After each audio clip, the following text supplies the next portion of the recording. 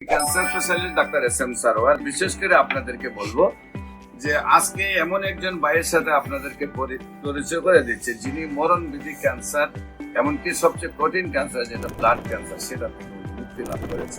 আমরা সেই ভাইয়ের সাথে আপনাদেরকে পরিচয় করে দিচ্ছি। আপনার নাম? আমার নাম মোহাম্মদ হুসাইন।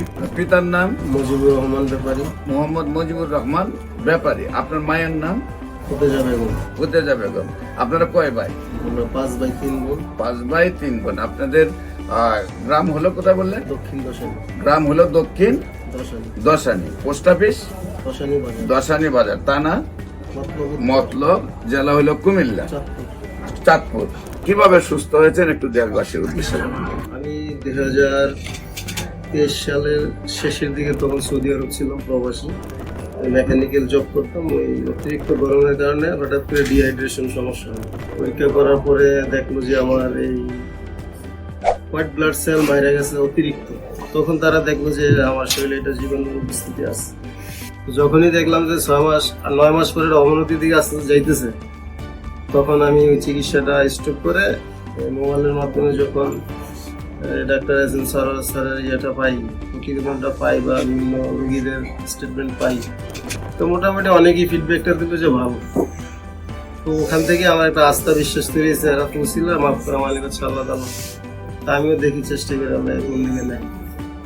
এই তো 5 মাস ওষুধ আল্লাহ তাআলা খাওয়াইলে আলহামদুলিল্লাহ এখন বর্তমানে আমার অবস্থা, আমি শারীরিকভাবে অনেকটাই সুস্থ বোধ করতেছি।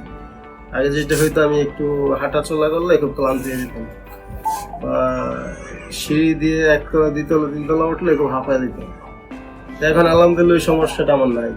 শারীরিক ওজনও তখন খুব কম ছিল।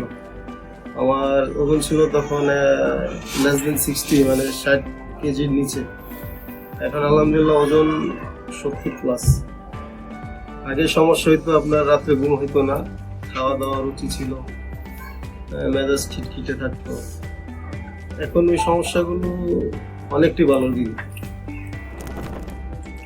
আলহামদুলিল্লাহ, আমরা দোয়া করবো ওনার জন্য, উনি যেন আজীবন ক্যান্সার মুক্ত থাকেন। দেশবাসীকেও বলবো আপনারা দোয়া করবেন উনি যেন আজীবন ক্যান্সার মুক্ত থাকেন।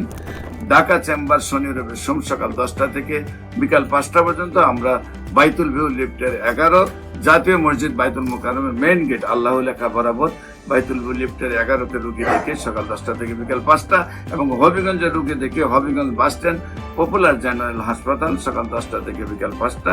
আপনাদের সবাইকে আমাদের অফিস ভিজিট করার আমন্ত্রণ জানিয়ে স্ক্রিনে দেওয়া নম্বরে যোগাযোগ করার জন্য আহ্বান জানিয়ে শেষ করছি। সবাইকে ধন্যবাদ। আসসালামু আলাইকুম ওয়া রাহমাতুল্লাহি ওয়া বারাকাতুহু।